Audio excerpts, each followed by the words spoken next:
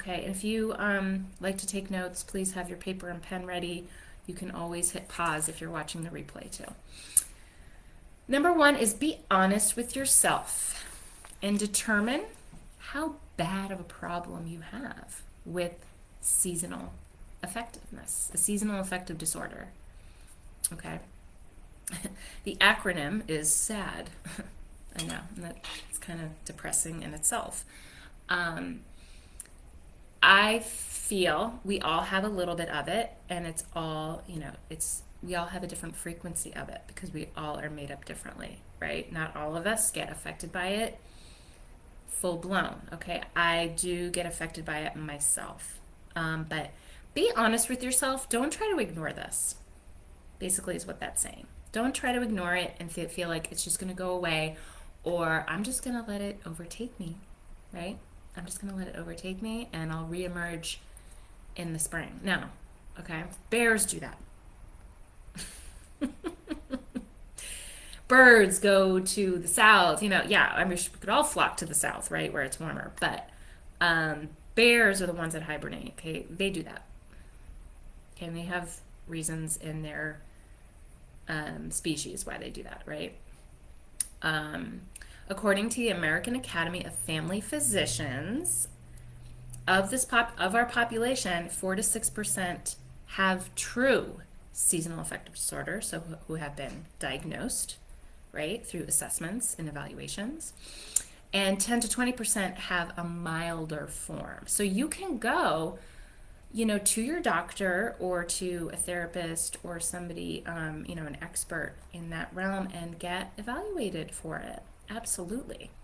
I am in therapy now. I know I've shared that a bunch of times, but I started back in therapy in September.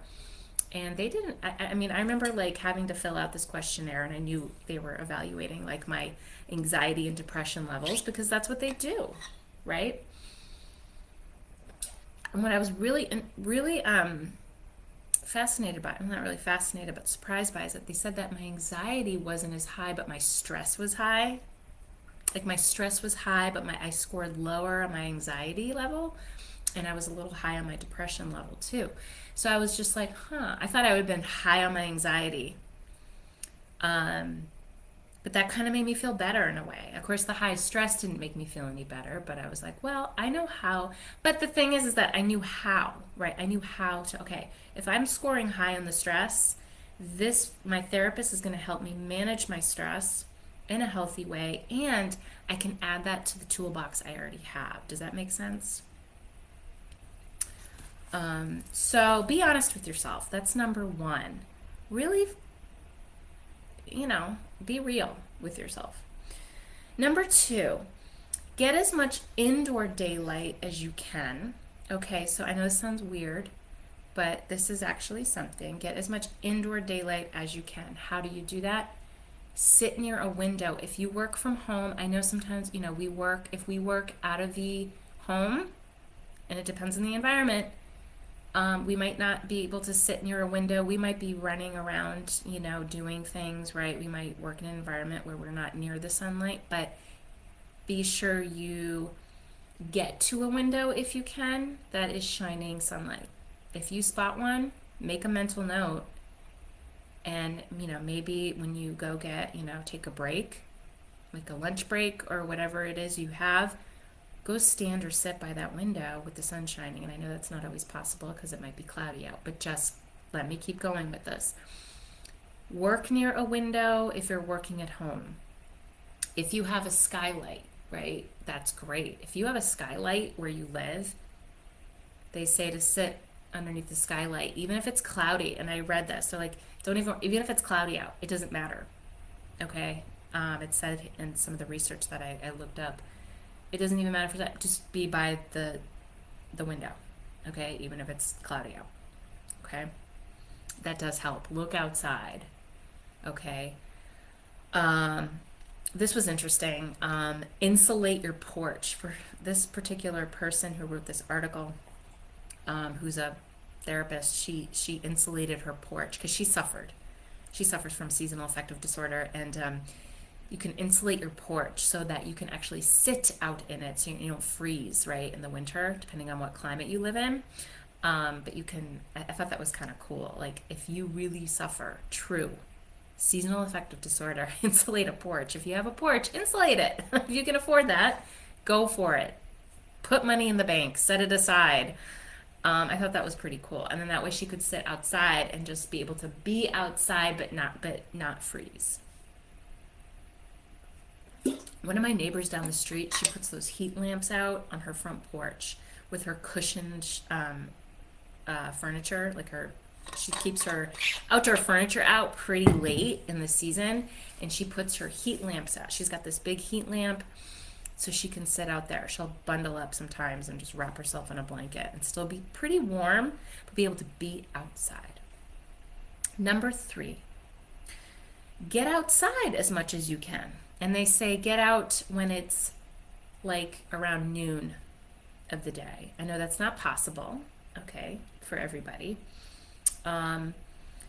But get outside, even if it's for a little bit. I know that we're coming into the wintry season. It's already pretty much where I live, Albany, New York. It went like right from, because we had a beautiful September and a beautiful October, like warmish, right? And then it just went right to wintry, like there's frost all over the ground in our cars, right? So, get outside as much as possible, even in the snow. I'm very grateful that my daughter likes to go play out in the snow. In fact, she was like telling me like not long ago, "Oh, mommy, I can't wait till it snows because I love playing in the snow." And I'm like, in the back of my head, I'm going, "Ooh, I don't want the snow." But at the same time, that forces me to get outside. And what do? You just bundle up, right? And that might be everybody's cup of tea. I get it. That might not be everybody's cup of tea. But like Claudia, you said you have one of those seasonal lamps that you can have. And that's what this other thing this person mentioned as well was a seasonal lamp. And I guess you look at it for about 30 minutes a day, or you just let it shine on you for 30 minutes a day. And it is supposed to help beat that seasonal affective disorder. So, yeah, definitely look into the seasonal lamps. Like I said, I don't use one. I know that if you have an ultraviolet, you could even just invest in an ultraviolet light of some sort in your home and just sit under it. I don't know. Tanning beds. I don't go tanning, but I've never gone tanning before in my life. I never go tanning in a tanning bed, but I know a lot of people do that. You just want to be careful of your skin, right? You want to protect your skin, but I know some people do that too in the winter. I guess that's another way to do it to help, but you want to be careful of, skin. Be careful of your skin. So if you can get outside, do it as much as you can, even if it's just for a little bit. I'm flying through these, guys. If you guys have any comments or things to rebuttal, please let me know. And yes, I'm hydrating because I'm going to work out. If you're hopping on and you're like, Liz, where's Liz's coffee? Yeah. I had my coffee earlier, but now I'm hydrating. And I'm going to take my pre-workout drink in a moment because that has caffeine in it. All right, number 4. I digress, don't I? Number 4 is get regular exercise. You're probably like, why hasn't she said that one yet? Get regular exercise. It's a mood booster. It really is a mood booster. Movement of some kind, exercise. It doesn't have to be this crazy, intense workout. I'm going to just tell you, I am going to be teaching, I teach at the Senior Center in Guilderland twice a week, Mondays and Wednesdays, and I teach them like mid-morning. And they requested last week, Liz, can we do some kind of dance thing, right? And I'm thinking, oh God, what is a group dance that I know that I can teach, right? The electric slide. So I was just practicing it before I hopped on this coffee chat. I was practicing it just so I could like go over the steps and the counts with them when I do teach it. And I was doing it, and I was like, actually starting to sweat. And I was like, oh my God, like, I should just do the electric slide all the time. And then it actually inspired me to learn a new group dance. I do know the hustle. I want to like relearn the hustle. But even just, there's some really great, those group choreographed dances like the hustle and the electric slide. And there's other ones. I'm not going to do the Macarena. That's another one. I'm not a big fan of the Macarena. But you know what I mean. And I was doing it and I was like, this is exercise. That is exercise. So doing regular exercise daily of some sort is going to help boost your mood. It does. It gets those endorphins going, right, in your brain. The happy chemicals in your brain boosts the mood, right? And it just keeps you energized, makes you feel better, right? When you move your body, it gets you out of your head. And gets you out of your head, right? Because you could be in your head about all sorts of stuff, right? It just gets you out of that and into your body, right? Yoga is a great one. I am pretty diligent about exercise in the winter because I get so, right? And it just, it helps me eat better too. When I exercise, I tend to eat more healthier. So I try to just, I keep that going because of that. Like I know me and my tendencies. And then the last one, number 5, is vitamin D, as I stretch, is vitamin D. Okay, if you don't take vitamin D, we all know this about vitamin D, right? We get low in our levels during the winter because we don't have that sun to give us that natural vitamin D, right? And you usually get that natural vitamin D like through your chest, your face, and your arms, right? I think I had a doctor at one point say, you should go into the sun at least for 15 minutes without sunblock. That will stimulate your body's natural response to vitamin D. And of course, everybody's different in how they produce and absorb vitamin D. I actually just started taking it today. I just got mine in the mail. I ordered some vitamin D3. I do the 5,000 I use. And they say if you're unsure, about that, you got to check with your doctor about vitamin D. I get the vitamin D3. And it's so good for just immune support as well. It's good for immune support. It's good for your bones. So really, look into that if you don't take it. I was so deficient at one point that I had to be on, I'm not joking you, 50,000 IUs a week. Like my vitamin D was so low, and I was like, what are you talking about? And I really didn't know I was that low. This was like 2 years ago, actually. I didn't really know I was that low. Like I knew I was like, and I didn't realize how low I was until it started to like actually kick in. All of a sudden I felt better. I felt more energy. I wasn't getting sick. Like I was getting colds and stuff like that a lot. I wasn't getting sick a lot. Vitamin C is good too, but vitamin D is very important, especially for women. And the other thing I wanted to note as well in this research I found is that women are more susceptible to seasonal affective disorder than men, right? That's what they said. Why? I don't know. Okay. So, vitamin D is a very good one. I'm so glad that I ordered more because I'm very picky about where I get my supplements. I ordered from iHerb.com. Thank you, Nicole Printon, for that recommendation because Nicole Printon, if you don't know Nicole Printon, she's in this group and she's a nutrition coach, holistic nutrition. I think I'm going to botch up her title. I know it is. Holistic nutrition therapist. So she's pretty up there to a dietitian. I always go to her for my supplement questions. And she recommended iHerb.com. All one word, iHerb. So make a note of that. I'm just gonna get a straw. And I ordered my vitamin D3.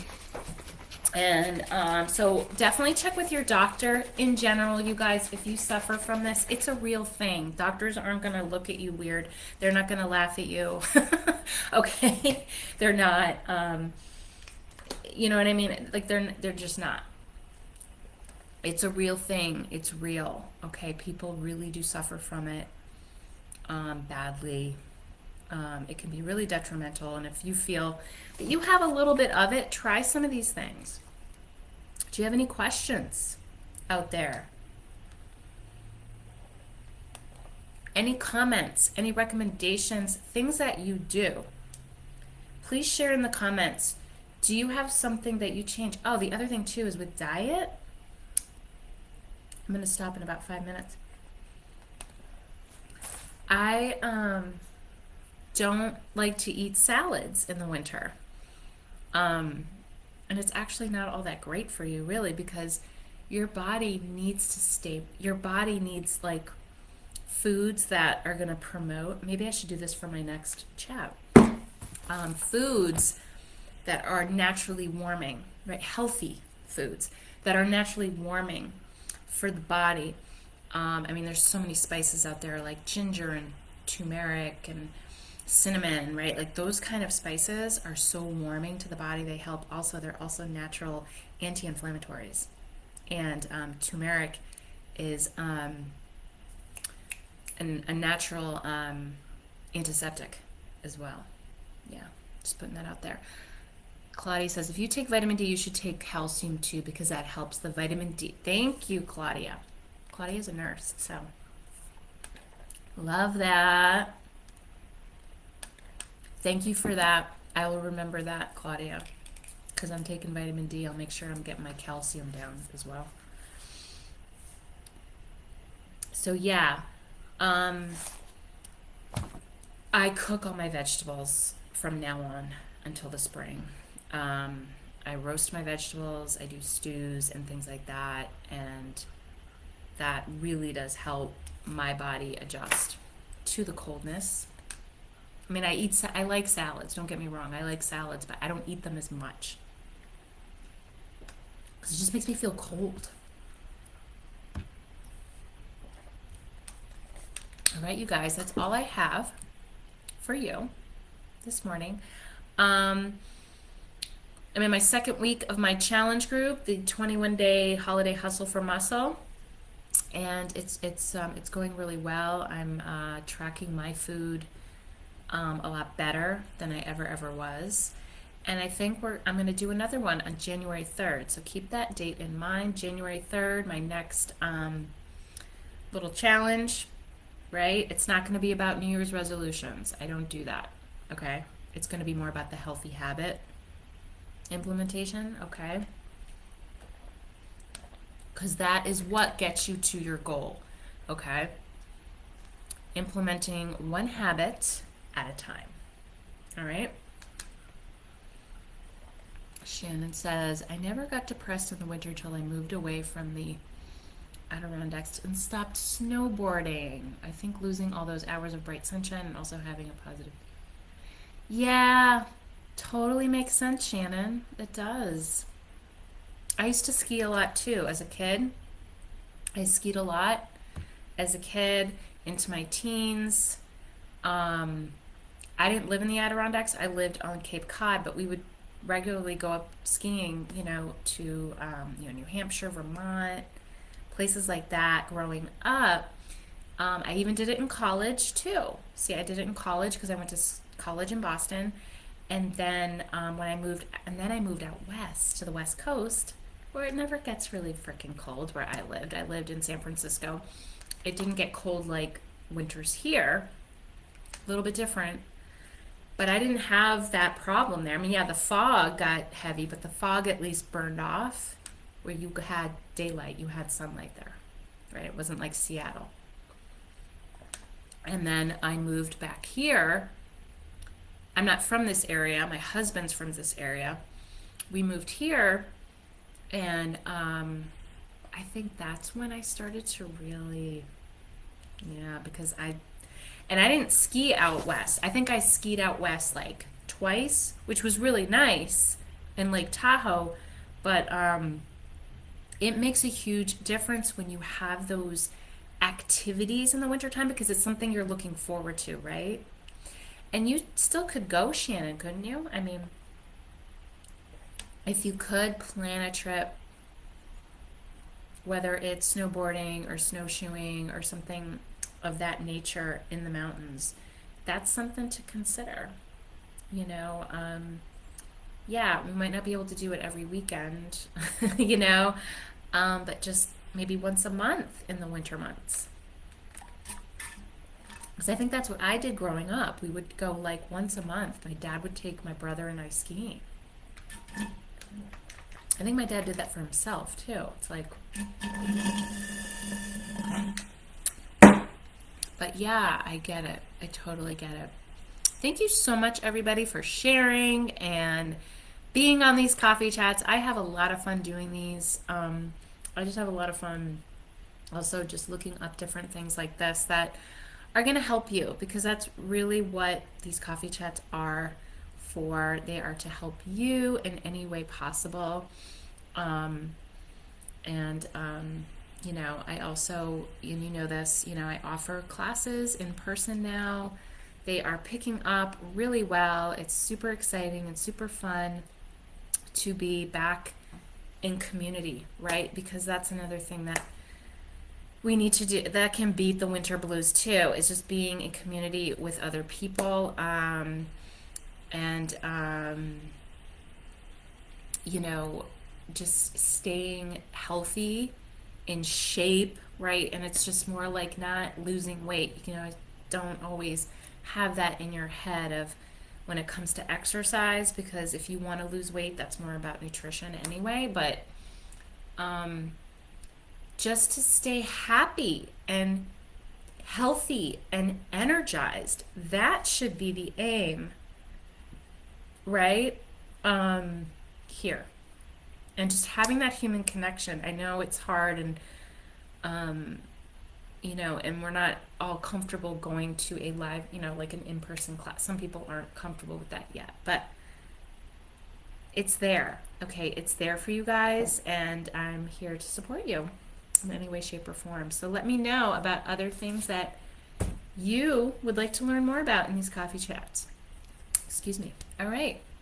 And Shannon says, I'm going to make more of an effort this year. Awesome, Shannon. I will hold you to that. I will check in with you about that. See if you made any plans to go snowboarding.